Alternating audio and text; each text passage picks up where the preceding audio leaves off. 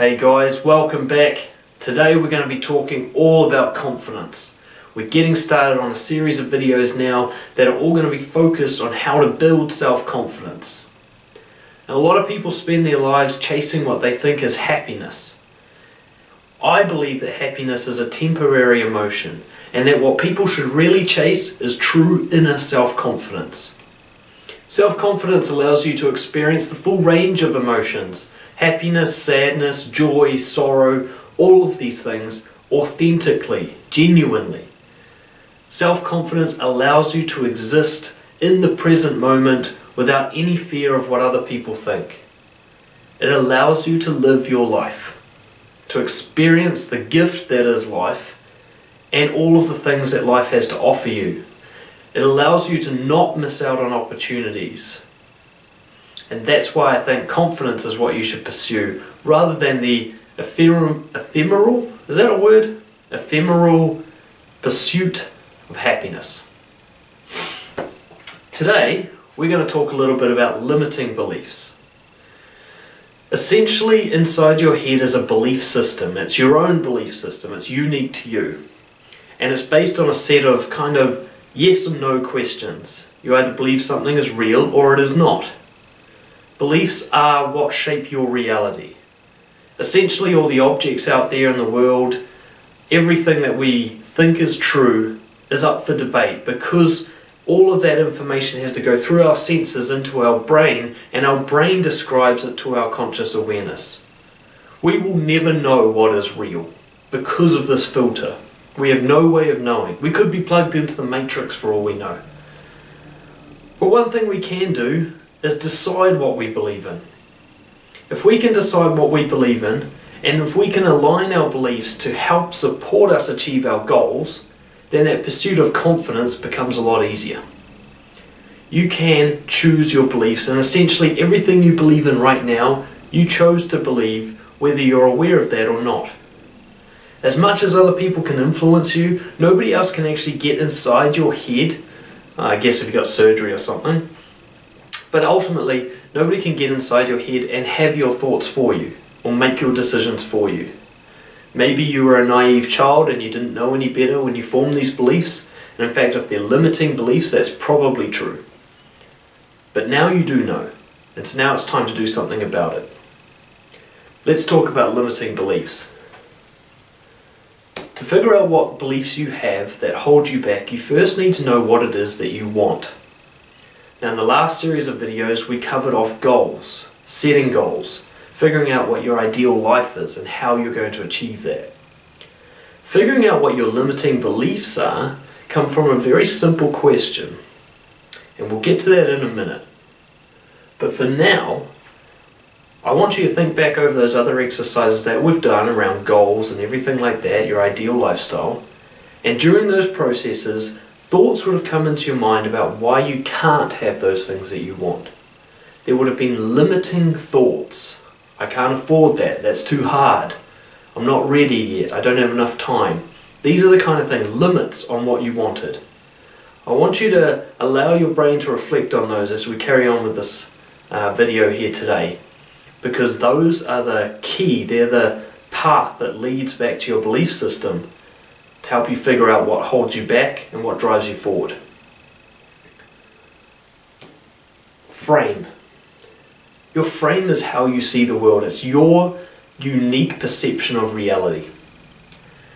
A way to explain frame is to think of it like a picture frame or a lens that you're looking through. If I'm looking at something and you're looking at something, we're actually seeing two completely different things. Even though it might be the same object or the same situation, we see it differently, and therefore it is a different reality to us. Understanding the frame, the lens that you look through in all situations will allow you to identify your beliefs and allow you to identify what is not helping you achieve your goals. For example, if I'm going to approach a girl that I'm attracted to, and my frame is that I'm an attractive man, then I will approach her with confidence and a sense that we are equals, and I will talk to her as an equal. Now, if my frame is that she's out of my league, that she's better than me, and that I am a weak man, then I'll approach her from that frame, and I will be needy and desperate and nervous. The same situation, I'm still the same guy, but the different frame completely controls the way I interact with her. Think of a homeless person. Think of what you feel when you see a person sitting on the side of the road in a busy city area with a little cup in front of them, wearing crappy clothes. What do you think when you see that? When I see that, I see the life story of the person, because I've worked with many homeless people before. I see the childhood of neglect, which led to the teenage drug abuse and getting kicked out of school, leading to problems with government agencies who are supposed to help the homeless, but getting banned and kicked out and not being able to communicate properly, leading to social isolation, leading to living on the streets. But somebody else might see them and go, why don't they get a job? And see them as a disgusting waste of space. Somebody else might feel sorry for them. Oh, he probably got a mental illness. And so on and so on. These assumptions, this context that we give this man sitting on the side of the road with a cup in front of him is our frame. As you can see, your frame is ultimately very powerful in deciding how you're going to behave. So I might see the homeless person and just sort of register them. Somebody else might feel sorry for the person and give him money. Somebody else might cross the road to avoid the person. Three people go on completely different paths in reaction to our frame. Same person, same situation, three completely different behaviours. Imagine how this applies to business success, dating, health. All of these decisions and behaviours that we make every day are completely influenced by our frame, and our frame is essentially the lens created by our belief system. When you look at your goals and the doubts start coming through, I want you to ask yourself, what is my frame? What is the context that I'm placing on this goal? If, for example, my goal is to make $40,000 a month with online marketing, let's say I have a goal like that. I do have a goal like that, by the way. And my frame was, I have no idea what I'm doing.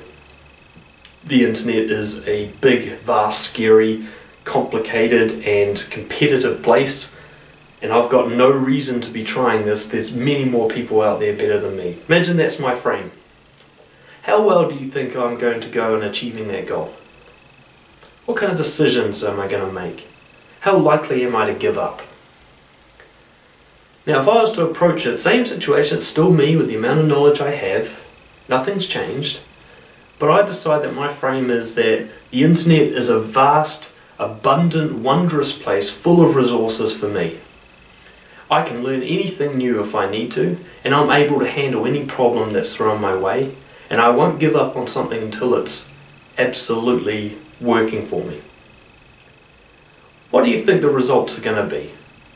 What is the difference between person A, the scared Daniel, and person B, the excited Daniel? Who's going to be more successful? Same amount of knowledge, no difference in experience or anything like that, going into something new, never done before.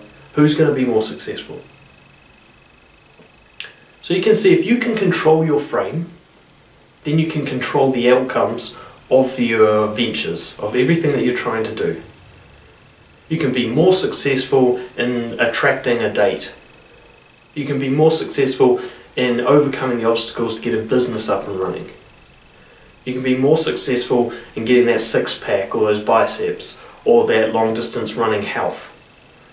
It doesn't matter what it is, your frame is ultimately the deciding factor. If you go into something thinking that you're going to suck, then you will suck. But if you go into something thinking you're going to win, and that you're never going to give up until you win, then you're either going to win or die trying. Worth thinking about, yeah? The frame, the assumptions, the context that you place around a situation, like I said, it gives you some hint as to what your beliefs are.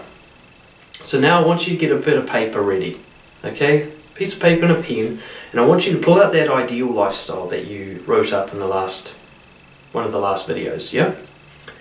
all those things that you wish you had in your life that you don't currently have. I want you to look at those and I want you to ask yourself, why not? Why can't I have those things now? And I want you to answer this honestly. This isn't one of those hypothetical things where you're supposed to say, you know what, there's no reason I can't have that. That would just be lying to yourself. I want you to be honest. I want you to look at what you want and write down the reasons you think you can't have it. Even just the reasons you think it would be difficult to obtain. Because the fact is, if your ideal lifestyle that you wrote down is different to your current lifestyle, then you don't have it yet. That's pretty straightforward, right? So there must be some reason why you don't have it yet, and I want you to start writing those reasons down. Some will be internal, like I'm scared, or I don't know enough, or I'm not good enough. And others will be more external. I don't have enough money.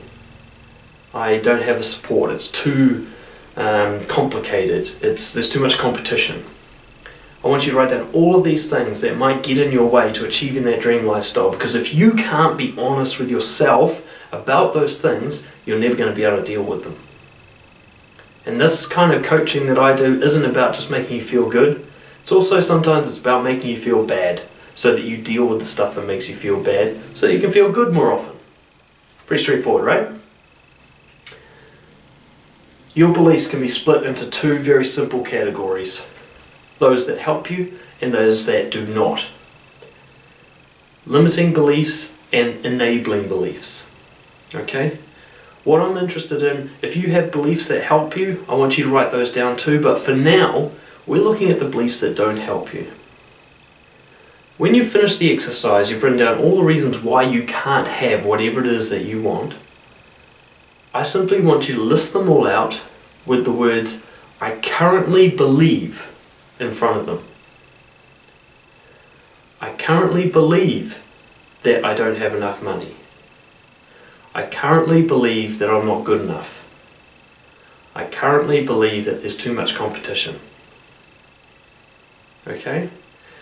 By placing those words in front of them, what you're basically doing through language is acknowledging that this is not a permanent state of mind. That's just the beginning. This is hard. Changing your beliefs is hard. Okay? Your brain doesn't want your belief system to change because that makes things difficult, and your brain tries to make things easy for you. But sometimes in making things easy for you, it only makes you feel comfortable for the short term, while it absolutely ruins your long-term success. And that's where we need to step in and start changing some things. We can't leave your belief system to become automatic. It's been automatic your whole life. Now's the time to bring it out of hiding, get the mechanic on it, fix some things up. So you should, at the end of this exercise, when you think of every single reason why you cannot have your ideal lifestyle, I want you to list all of those reasons with I currently believe written in front of them. Even better, I currently think. I currently think. What we're going to do in the next video is we're going to take those beliefs that don't help you and we're going to do a reframe exercise. So we're going to change your frame on that situation. Because there is always two sides to a coin. Think of somebody you know who has a kind of bigotry, like perhaps they're racist. Think of a racist person. They never hate all the people they're racist against, do they? There's always exceptions. You know, it's like, I hate all Asians, except for Paul, you know, he's alright. And this is what I'm talking about. Your frame can be changed given the context that you're in. So this racist person can like the one Asian guy because they had some sort of shared experience that made him challenge his belief around Asians. Now, instead of trying to change his whole belief system around race, and that people aren't just a race, there's more to them than that, that's too difficult. So what instead the person does is goes, that one guy is an exception for some reason, and my belief still stands. All Asian people are bad, but Paul's okay. That's a belief system I can handle. What we're looking to do is go deeper and go, actually, you know what? Your belief system around race is not helping you.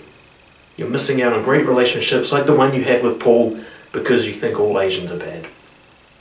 This is what we're going to try and do with your belief system. So once you've written down all those I can'ts for trying to achieve your goals, I want you to have a look at them and start thinking about what's my frame here. So for example, I can't achieve whatever because there's too much competition. Your frame is that you're not going to be able to beat that competition. Now if your frame was, I can kick the ass of any competition that comes my way once I learn how to, how might that change your belief that there's too much competition? This is the kind of thing I want you to start asking yourself. So get those down, and in the next video we're going to have a look at changing those belief systems so that you can get what you want instead of holding yourself back. Because here's the secret. No one else is holding you back. It's just you. I'll see you next time. Cheers.